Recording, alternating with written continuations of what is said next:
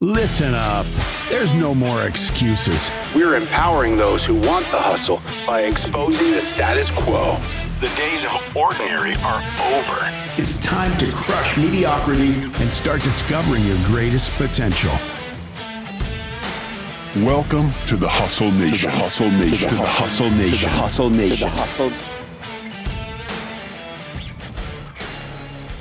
Welcome back to the Hustle Nation podcast. Today, as always, we've got a real treat. Mr. Shane Sams is in the house. Shane is speaker, author, coach, entrepreneur, and CEO at Flipped Lifestyle.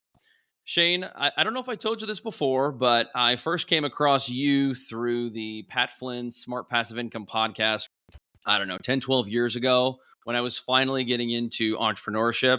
And that's where I learned about, I was all in on Pat Flynn. And then I started listening to your podcast with you and your wife, learned about Cliff Ravenscraft, who was our mutual friend. And so it's nice to finally have you on the show.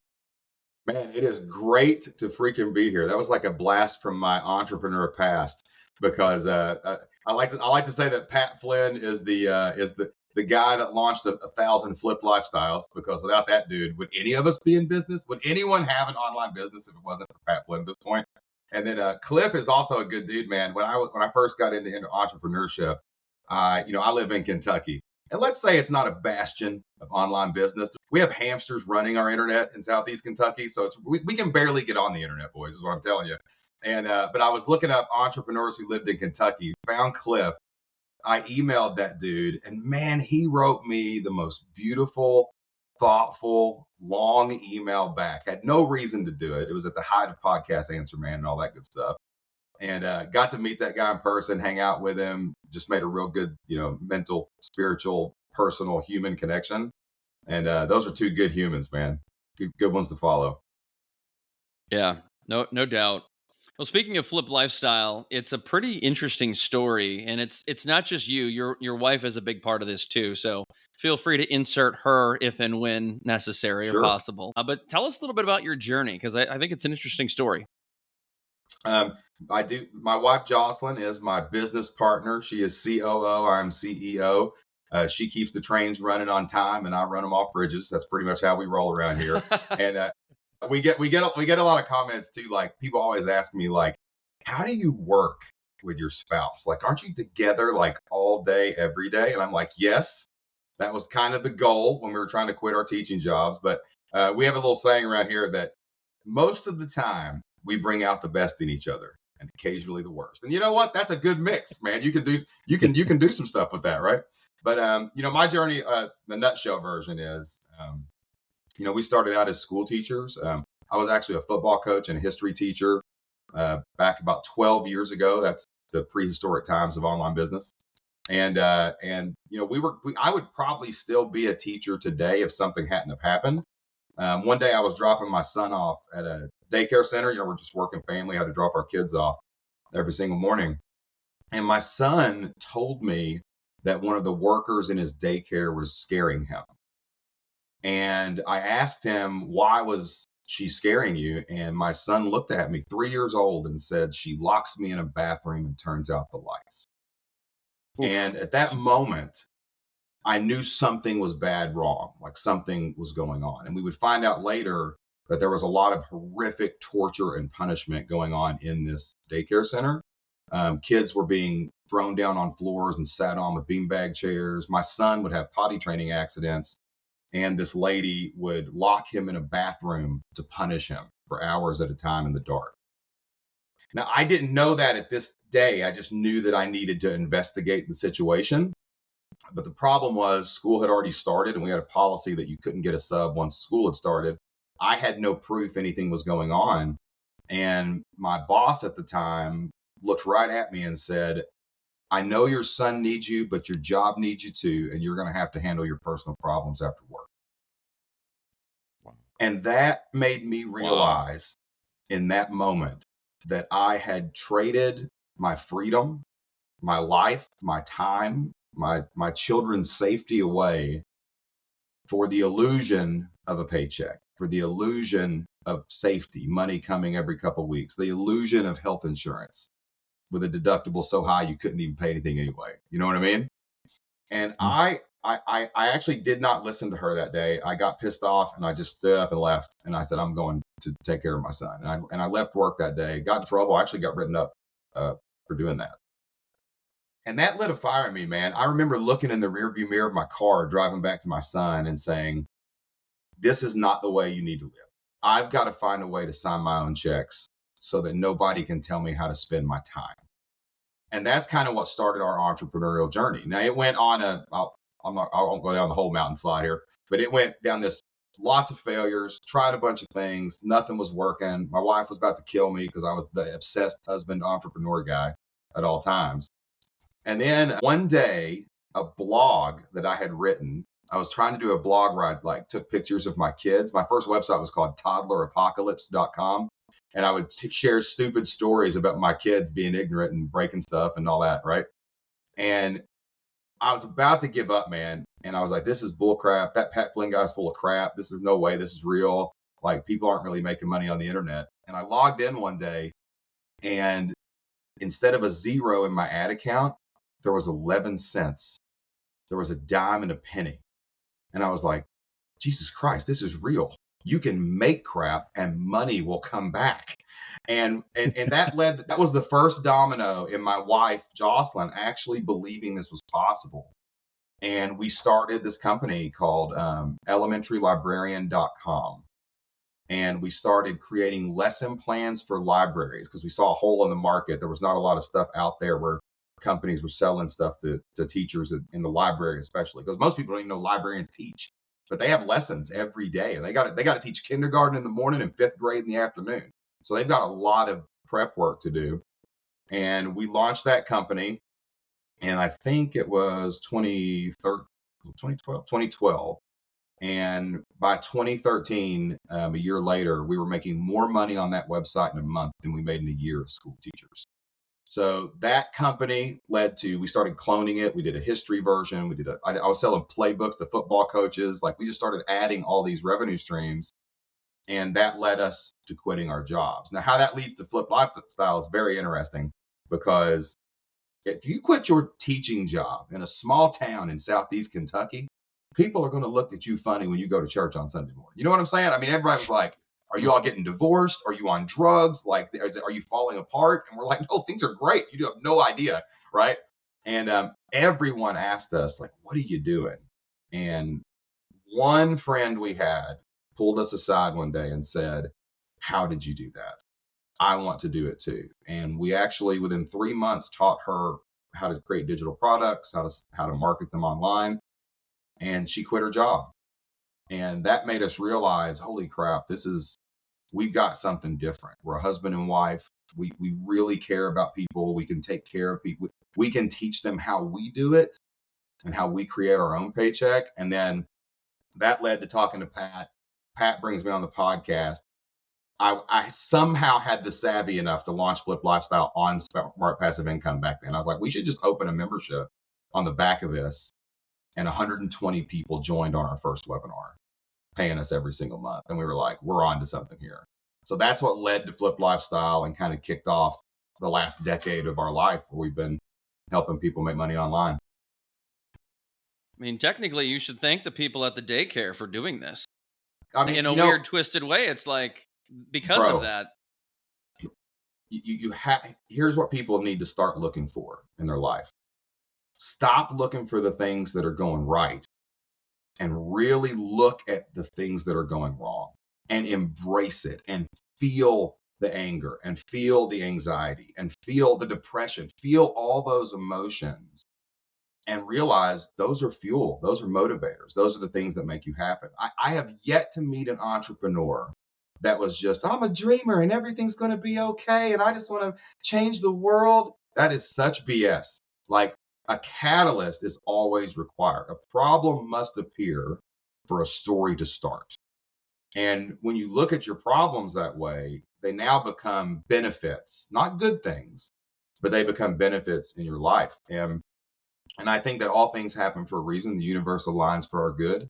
And that one particular moment, not just in our business and not just in us as personal growth, on our personal growth journey, but like, my son had to go through counseling. my family had to go through counseling. My family had to realize that therapy was important. We can't do any of this mentally alone. I think it's the reason I build communities and I don't build businesses, because we have to bring people together because life's too hard to deal with on your own.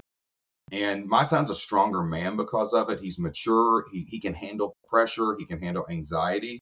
My family is stronger because of it. And yes, we would not be where we are without that insanely challenging moment. So if we can embrace the challenges more, you talk about hustle, the energy for it has to come from somewhere. And if you're not tapping into the negative or the challenging emotions, you're leaving half your gas tank empty. So yes, I 100% say thank you, universe, for putting that woman in our way. Thank you for not letting it be worse than it was, and thank you for giving us the resources to deal with it. And Shane, I think that's so interesting. It's a mindset. So it's almost a filter on life, right? Because I feel so often, to your point, when people are in it, right? When things are breaking against them, they're facing this really difficult thing. If they have that filter of, this is going to be my story now. Like, this is going to be the thing that allows me to propel. Alex Hormozy, I was listening to him the other day, and he had kind of the similar comment. He's like, I love when something is really, really difficult, because I know that most people then won't show up. Yeah, man. So the more difficult it is, that filter allows me to push through. And then I just know that I got to keep driving, because that's just eliminating competition in many ways, because I have that filter of I'm using the negative as my catalyst, to your point, right? As my fuel to drive forward. Marcus Aurelius said in his book Meditation, says the obstacle is the way. And it's funny because when we are in a fork in the road, let's say you got three choices. Doesn't matter what the choices are. If we look at the choices and there's 1, 2, 3, and maybe the left one's the harder one, it's the challenging one. That's usually where we go now, because that's where we've always found the personal growth. That's where we've always found the money. And that's where we've always found, the will to actually spend the time on something that's worth it. So yeah, man, I think you have to embrace both. Life is a Venn diagram. There's a challenge diagram, there's a benefit diagram, and they overlap. And if you can't deal with that and embrace that, then go drop your kid off at daycare and get somebody to sign you checks, because that's going to be the easier path, and you're not going to have to deal with the negative. Well, that lens of embracing the challenge, right? That lens of, there's always a challenge in life, right? Sure. Whether there's struggle, no matter. I was listening to a video the other day, and it said, there's a business is challenging if it's growing, a business is challenging if it's stagnant, and a business is challenging if it's shrinking. Yep. Pick one. Yep. We call them, it's challenge buckets. That's what we call it. Like, it's like, which bucket of challenges do you want to pick up? Right. It's not which way do you go. It's which challenges are you going to endure? And like, someone said, Jocelyn and I we're so totally transparent. Like, we were in this, like, you ever get in a spiral with your spouse where you both have no clue why you're fighting? Nobody knows what's going on. And you're just in the fire NATO vortex. You know what I'm saying? Like, you can't even put a finger on it. Like, it's just death by 1,000 cuts, right? And I'd sent a message to a friend of ours, and I was like, man, we are just in the absolute freaking thick of it right now. Like, we can't put our finger on it. We don't know, like, absolutely, like, what's happening. And she was like, well, you guys do like to live life on hard mode.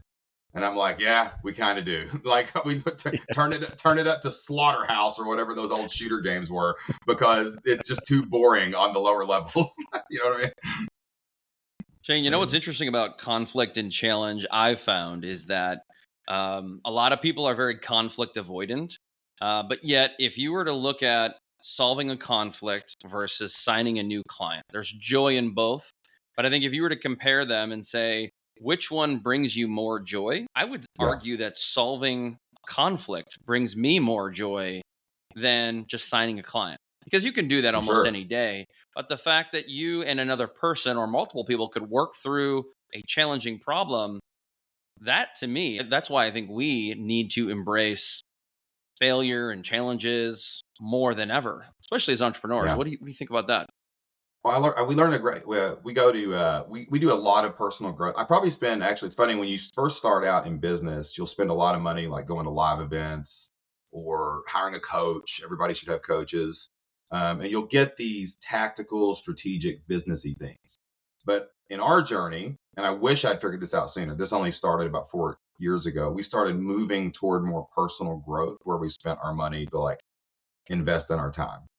And I learned we were at an event out in Utah and we were just really digging into mindset. And there was this concept that somebody came up with that I thought was brilliant is the pain dartboard and the pleasure dartboard, right?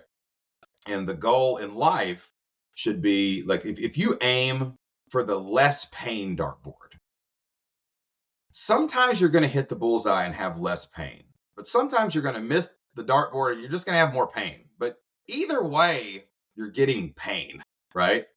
And then you look at the pleasure dartboard, and if you aim at the pleasure dartboard, you're going to hit the center. You're going to be like, this was awesome. And then sometimes you're going to miss, but you're like, still pretty good, right? But then there's another layer to it. You realize that the conflict, the challenges, we think those only live on that less pain dartboard, but they don't. They live over here on that right side, because how can you truly understand what success or hustle or good feels like, whatever good is for you, until you felt the opposite? Like you have to juxtapose it against the bad. And there is a price of admission in running your own business. There is a price of admission to being able to I woke up this morning, we're recording at 10:25. I got up at 9, boys. You know what I'm saying? I got up like an hour and a half ago. But there is a price of admission to that. But that price of admission, while in the short term may suck, and then in the medium term sucks less, feels so much better than just this steady state of drip of 2 weeks every paycheck, whatever. You know what I'm saying? So I'm always trying to aim at the pleasure dartboard, and in one of them rings is that daggone challenge, man. And you're going to hit that thing every once in a while, but you got to go get your dart, and you got to pull it out. You got to walk back. You got to throw it again, and then the good feeling is 10 times better. So yeah, man, I'll take that. I'll pay that price of admission every time. I think the other thing that you hit on that I think is really interesting, you talked about, you were already having success, and yet you were still looking for that next thing from a personal growth and how do you maximize your potential and things like that. And I think, when we talk to a lot of successful people, you mentioned it before we got on, you're obsessed with frameworks. Yeah. Right? And to your point, like that dartboard framework is now something that lives in your head, that is a filter that you tackle life in. And I think, that to me has been one of the most important things that I've shifted through, is all of a sudden this realization that there's a lot of smart people in this world that have thought through these things and experienced these things ahead of us, that have left these nuggets, right, that we can use and that we can build from, and that we can, in many ways shortcut our own success. And it doesn't mean it's, to your point, it doesn't mean there's no pain. It doesn't mean there's no challenge, but it's in some ways it might guarantee the challenge, right? But sure. But if you can almost guarantee the challenge, but increase your chances of success, that's victory in many ways. And to me, that's the most exciting thing about this world of between podcasting and access to knowledge and things like that. Like, it can feel overwhelming at times, but if you kind of look through that lens of like, what are some key frameworks that I can kind of apply to my life, I think it shortcuts your success. Yeah, I actually like the term frameworks instead of core values.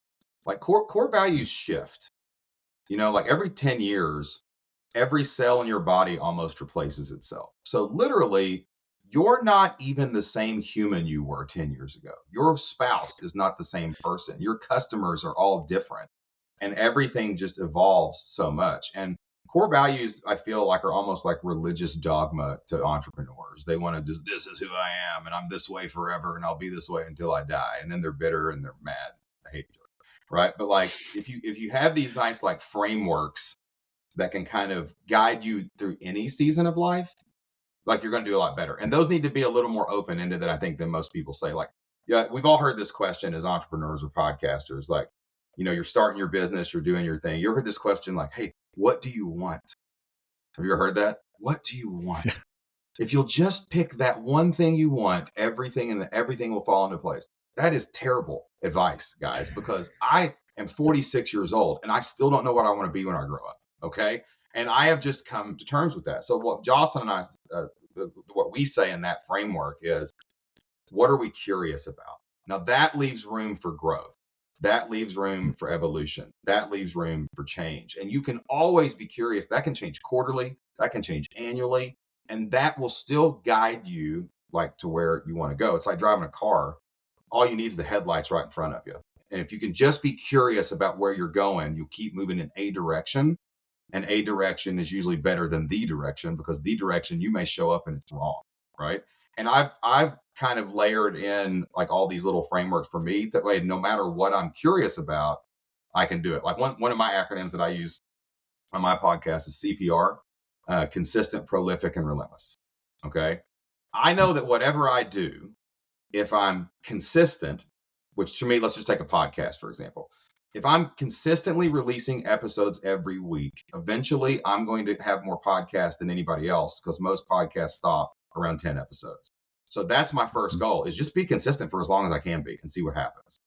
Then the next layer of it, like say for a podcast, is being prolific. I've got to work every day. Passive income is a lie, people. I hate to tell you all this. Like, that's not how it works.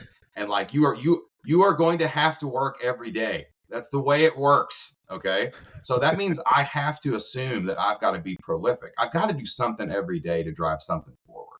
It doesn't matter what I'm curious about. If I want success, I might consistently release a podcast, then I'm prolifically going to share it on social media every day. If I just do that, I'm better than everybody else right now. Like, that's 80% of the battle, right? And then you have to be relentless, because just like we said a minute ago, the Venn diagram of challenge and benefit, right? Like, guys, it's going to be hard. No matter how much you love what you do, no matter how much impact you make. I've made a lot of money, and I still have to get up every day and relentlessly serve my audience, relentlessly find the next guest, relentlessly think about what I'm going to talk about. So I take that acronym CPR, because you breathe life into anything you do if you're consistent, prolific, and relentless. And then on top of that is grace. Entrepreneurs are the worst people for giving themselves any kind of grace and peace, and like, oh my gosh, it's not good enough. I just did that thing and it didn't feel like I thought it was going to. And now I got to go to the next level. And Dustin and Chris are doing more than me. I got to go do more like Dustin and Chris. And I'm starting to look around. But I try to give myself grace with these two little quips. One is, it doesn't matter what you do. It only matters that you do. That's something that has served me so well as a framework, because I'm like, if I sit down and I don't know if what I'm doing is the right thing, I at least know I'm doing it. And that's going to be better than nothing. So I'll just do that. And then I've been saying this since the very beginning, mostly because I'm just an old football coach from Kentucky that figured out how to start a podcast. But like, it ain't got to be perfect. Like, you have to take the perfection off yourself. So if you stack little frameworks like that, like if I just wake up every day and I'm like, what am I curious about? How do I be consistent and prolific and relentless? Doesn't matter what I do. Doesn't matter what Chris is doing or Dustin's doing. It only matters that I do.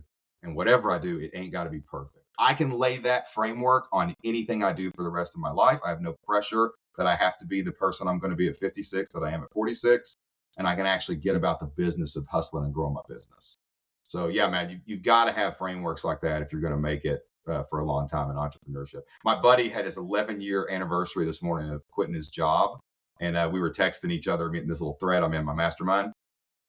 And I looked it up on like ChatGPT, and like, you know, at 11 years, like 85% of businesses like fail in their first 5 years.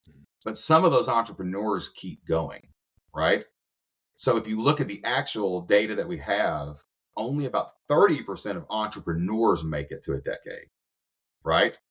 And those people that made it had to have stuff like this in place. It wasn't their marketing. It wasn't their funnel. It wasn't their tactics. It was these frameworks and these mindset things that really helped them grow and get past all the humps.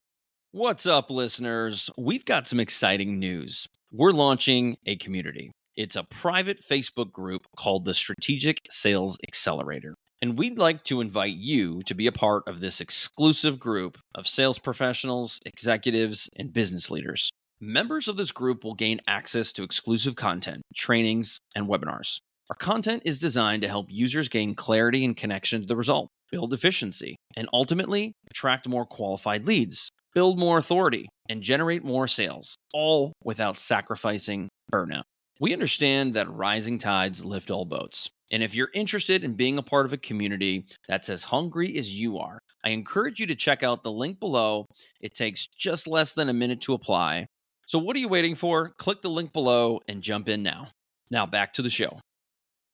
So Shane, let's go back to square one, which is, what are you curious about? I've asked a lot of people what they want, and a lot of people don't even know what they want like this calendar year. So starting with, what are you curious about? How many entrepreneurs do you talk to that don't even know that they don't already have that answer?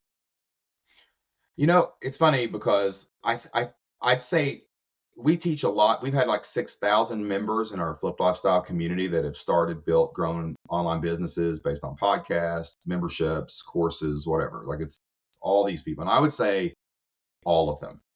I would say all of them come in and they just see a better life for their family. Like, they do see that and they're curious, can they make money on their own? Right? That's usually the crack in the wall. Like, imagine a brick wall and the sun's on one side, it's shining through, and there's a little crack and there's a sunlight there. And they see other people doing it, they see other people making it, and they're like, hey, I wonder if that could be my life. That's what they're most curious about, but they're curious about others coming in. They're not curious about themselves, because we as a society have never trained our people to be curious. Like, I was a school teacher for a decade. Curiosity was not on the top of the list. George Washington's birthday was on the top of the list in my history class. You know what I'm saying? Like, stupid little factoids. And we train people, hey, go to college. Well, what should I do? Well, you do what mom and dad tell you. Here's your major. No one's taught to be curious, right? So we have to teach people how to be curious immediately. The first training that I ever do with people is, one, I get curious about something they already know, their story.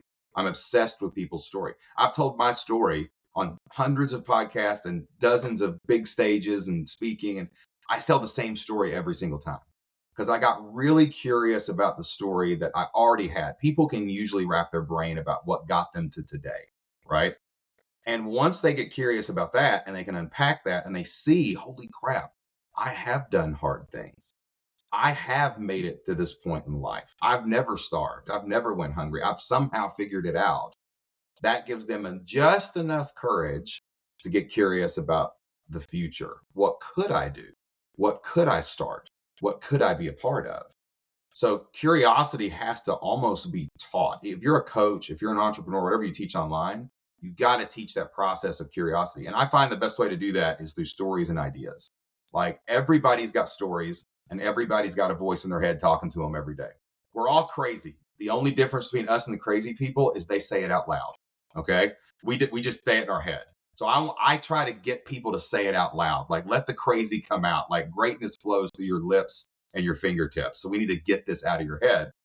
So we do story training first to kind of guide people through a framework to teach them how to get their story that they can tell to the world. Then we look at ideas.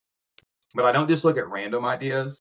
I give people a framework. I give people buckets. Like, I think all ideas for businesses come from things you've loved, you've learned, or you've lived through. There's only three things that you can do in life. You can love something like a passion, and you can go after that. You can learn something like a skill. Like, my wife was a librarian, therefore she sold library lesson plans. Or experiences, like things you lived through. Like, we started multiple online businesses. They work. I have the experience and wisdom. I can now teach that to other people.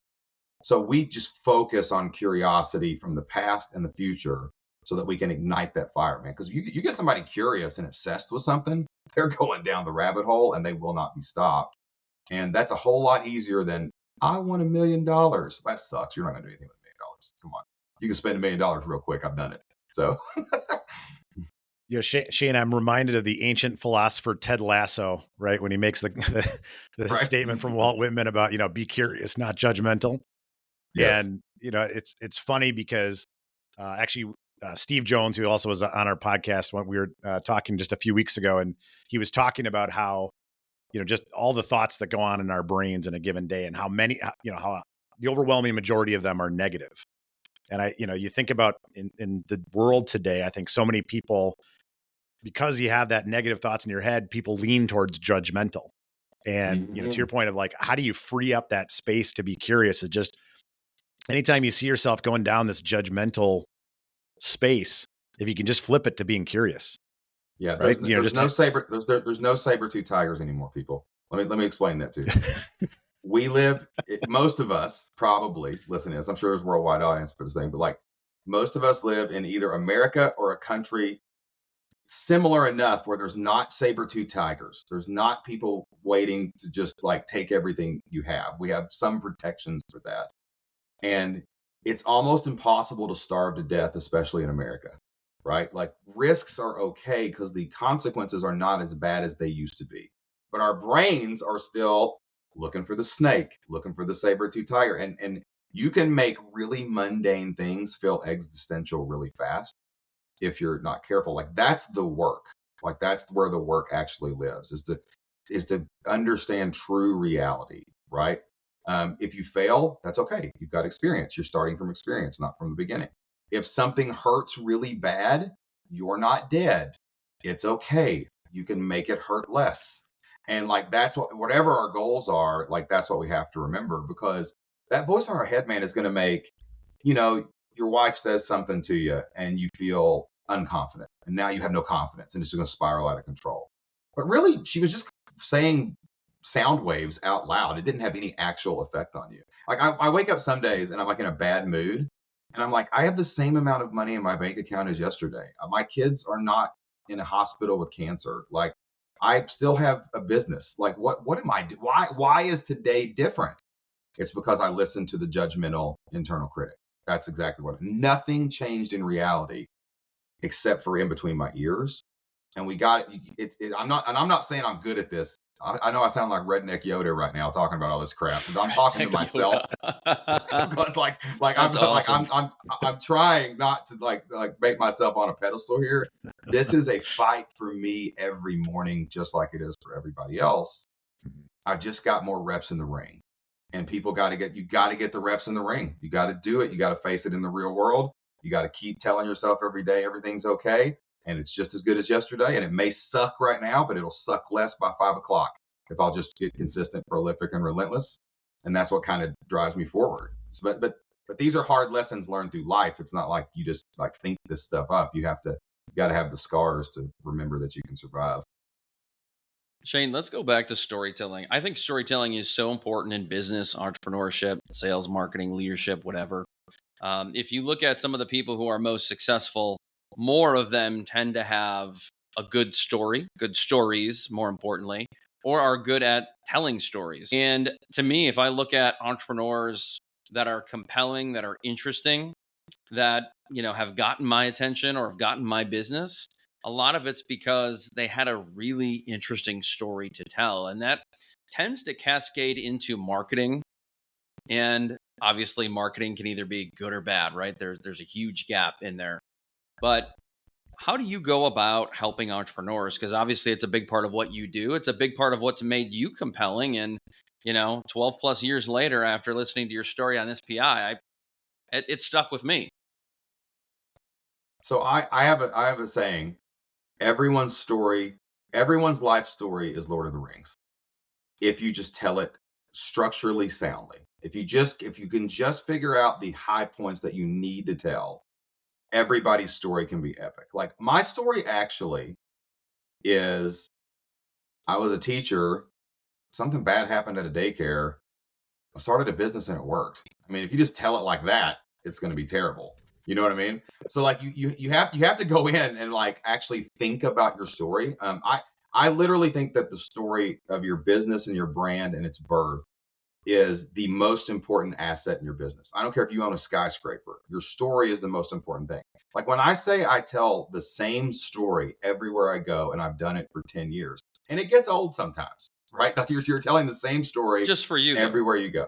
It gets old for me. That's right. That audience has never heard it. Like there's a part in the story where I tell it much more dramatically on stage, right? Like we were at the LA Convention Center and I was doing an event, 10,000 people. It was flat. There was no risers or nothing. So it literally looked like a sea of humanity, right? And Can you imagine the sound that 10,000 people are making if they're not paying attention? Like it's like a cacophony of madness, right? People are talking, walking around. I think there was a homeless guy that was screaming at me at one point at the beginning of this thing. Like everything's just going crazy, right? So it's just nonsensical. And then there's this one part of the story, the part where I talk about when Isaac told me that something was going wrong. And up until this point, like I have thought so deeply about this story. Like if you're about to do a 40-minute talk, you should totally put an hour into every minute. That's the bare minimum to walk onto a stage. You should think that deeply about your story if you're going to tell it correctly. But I realized that this part was getting a very big emotional reaction in the story, right? When I would tell it to people individually or a podcast host or whatever, but I was not brushing over it, but I was just saying this happened. It was just more factual. And then I realized in that story, if I would not be serious for the first 5 minutes of the talk, like I tell like 5 jokes in the first 5 minutes, I'm just constantly getting little chuckles and laughs. And then if I can pull the rug out from under them when I tell them the horrible thing that happened, like Isaac was really like, I was fighting with him, I was laughing with him, and he was like, Daddy, I want to stay with Daddy today. I'm like, I ain't got time for this. I got to go to work. I'm late for work. I'm doing all these things. And out of nowhere, I stop and go, and then my son said, she scares me. And I paused. And I actually say out loud, I paused, because I did. I froze in that parking lot. But when I do that now, in that story, 10,000 people pin drop.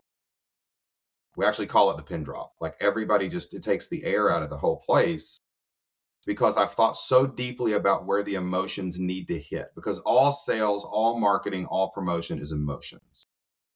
And your stories are just packed with emotions if you tell them in a structurally sound order, you tell them correctly. And that story is what will make people click the link. It's what will make people hit play on the podcast. It's what will make people come back next week. And you have to spend time on your story. Like even today, I've told this story for 12 years. I think I've done 200, 300 podcast interviews. I have over 1,000 of my own podcasts. I've talked to over 100,000 people live in person on stages. And I still, when I have an event, especially, will stop and block out time to think deeply about that story. It is not perfect. It is not where it needs to be yet. It is not. It can always get more impactful and better. So I would say that we spend the majority of the time of our business on our story. It's not on email marketing. It's not on podcasting. It's not on that. It's how do we get this story in front of more people, and how do we tell it really well? That's why I wrote my book. Because I was finally like, I've got to write this story down once and for all. And I have to put this out to the world where if anyone says, how did you get here? I can put that book in their hand. And I know that that's going to sit on their shelf. And I know they're eventually going to read it. And I know that is not what's going to make them buy my crap. It's what's going to get them curious. And it's going to get them emotionally ready to take on the challenges in their own life so that they will go do the thing that I hope and want them to do. So if you've not, most people get into online business or podcasts and like, how do I set up my microphone? Screw that, man. How do you tell your story in 1 minute, 15 minutes, and 45 minutes in case somebody asks you, how did you get here? That's going to make your business grow way better. It's going to clarify your social media posting, going to clarify the content you create. It's going to clarify how you serve your people. It's the ultimate clarifying agent for your business. And Shane, it sounds like you've used this CPR framework with your story, kind of reverse engineered that. Which I love to hear. But I also think too that if you've been in business for 10 years, which I know is not the majority of entrepreneurs or leaders, you have probably lots of stories that are compelling. Yep. Now Dustin's business is 3 generations. He's got stories of family from the past that I find are very compelling when I hear them. And so I think if you can find a way to craft multiple stories about your challenges, about how you've overcome certain things in business and in life, that again makes you more interesting, not just as a person, but as a leader and as an entrepreneur, because again, it's about captivating attention. And so much in leadership and in marketing and sales is about capturing attention, right? Sure. You have your core story, right? I call that a story pitch. Chris, you were asking me about that before we got on air. Yeah, let's talk about that too. You're always pitching something. You might be pitching a product. That's what we do on webinars. That's what we do on stages. Like I'm a big stage sales speaker in part of my life. Like I go on stage and create table rushes. Like that's one thing that I do. So like I'm literally selling a product when I do that.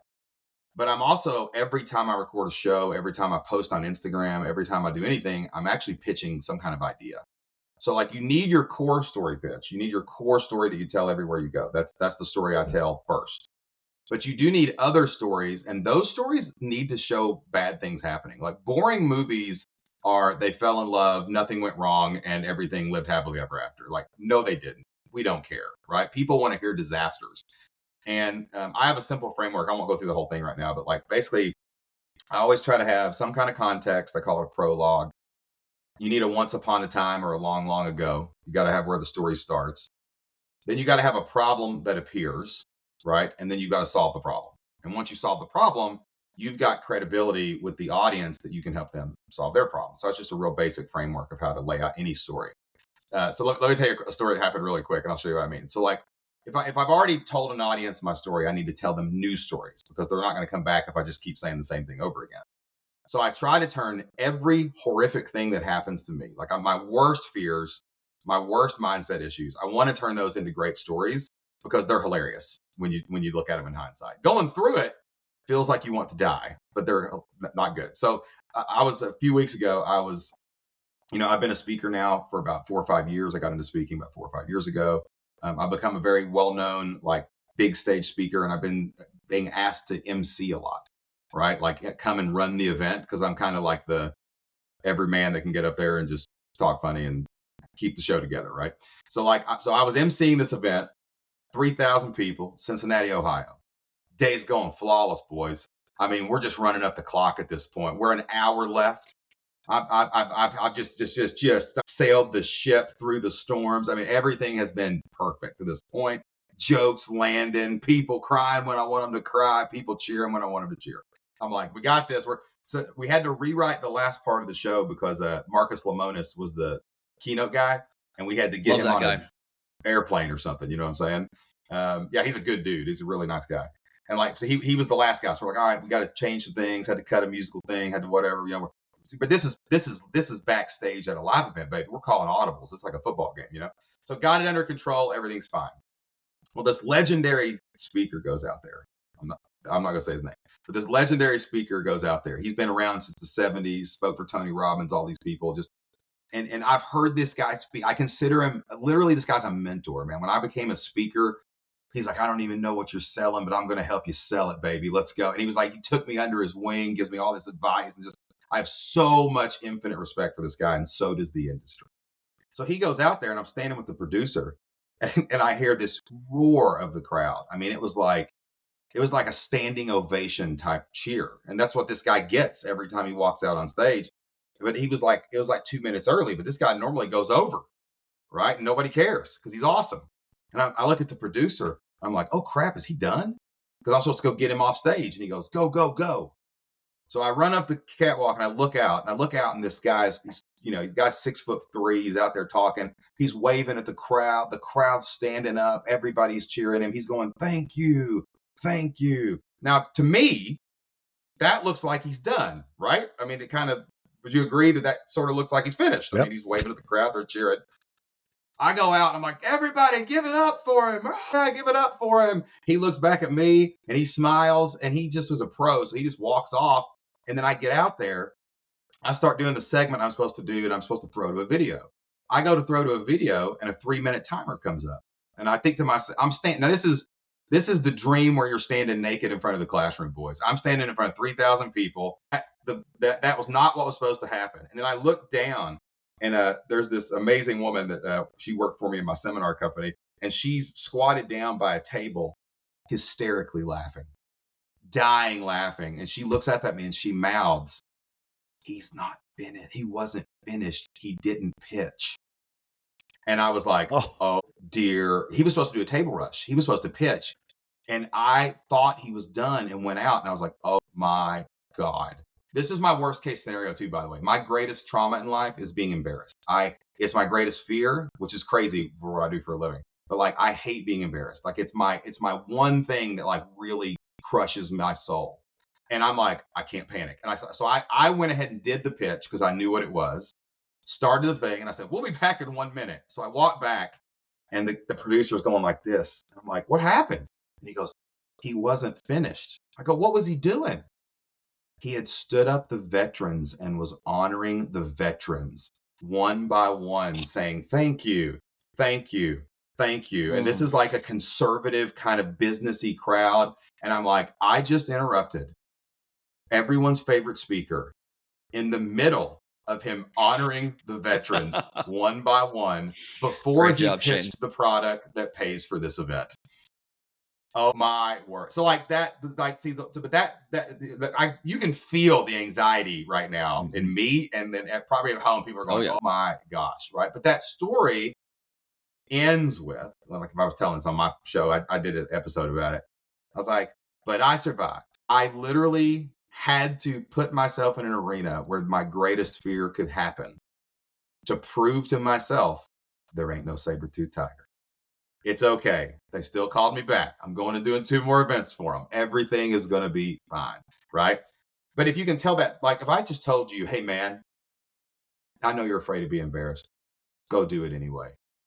You're not going to do it. That doesn't inspire anybody. But if I show you this story of me getting crushed in life, right? And still going back and doing the next event, that's a whole lot more light for someone to follow than just, preaching to them. So stories, man. And I'm not a great storyteller, guys. I have become a good storyteller because I've put in the reps and the work. And that's why everybody should have a podcast. I don't care if anybody's listening. You should have a podcast just so every week you get to tell your stories. So when you get your opportunity to tell it in front of a big audience, you will do it right and you will do it well. Say your stories, talk about them over and over and over again, and you just get better over time.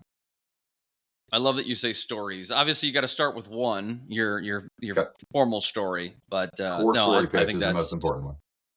That is the most important one. And as I always tell people when they're scared of something, a lot of it is the fear of embarrassment too, no doubt, is what's the worst that can happen? So you get embarrassed, so you mess something up. I mean, did anybody hold it against you? Did saber-toothed tiger come and get you?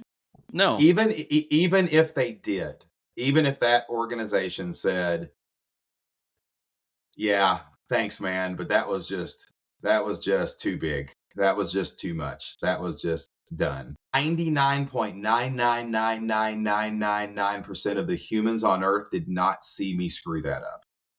It's not like it's your last opportunity, guys. You know what I'm saying? You can mess up pretty bad in life all the way to bankruptcy and come back. Like, have you ever heard of an entrepreneur that didn't struggle and have like a disaster and they were almost in a van by the river? Like, who hasn't had that story, right? Like, so you're always going to have more opportunities. If you take advantage of the opportunity and it works, great. If you horrifically destroy an event and embarrass yourself at the very last minute, that's okay. There's going to be another event. It's going to be fine.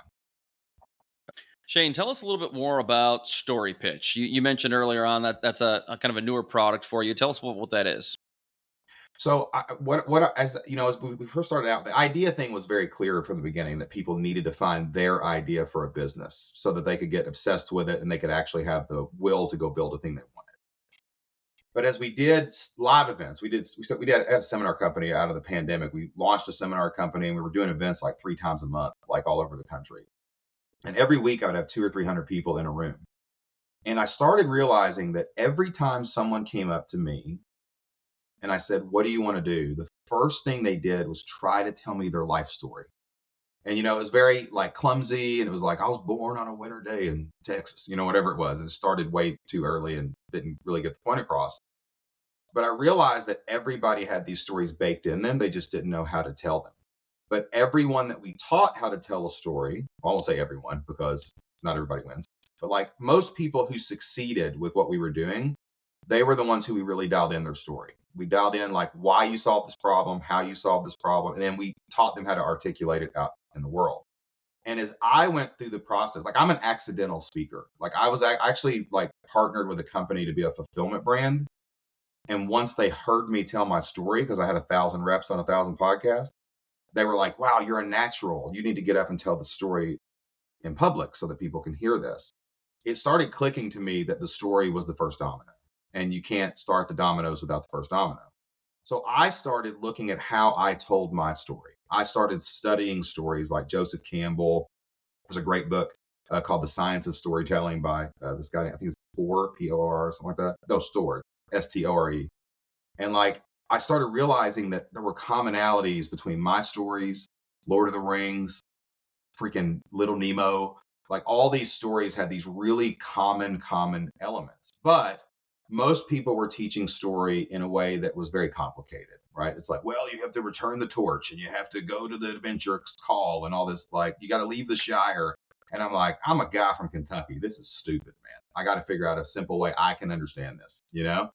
And so I started breaking down into this framework, and I actually keep this framework like right here. I write it down every time I sit down, because whenever I'm telling a story to you guys, like I can look down at this and follow this little script, and I can tell the story where it's kind of epic. You know what I'm saying?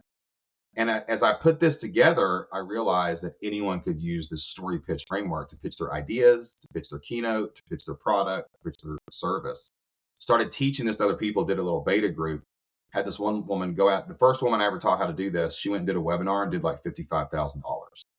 And it was like her best webinar ever. Same amount of people coming in that would always come in. It just converted so much better because she got that part of it correctly.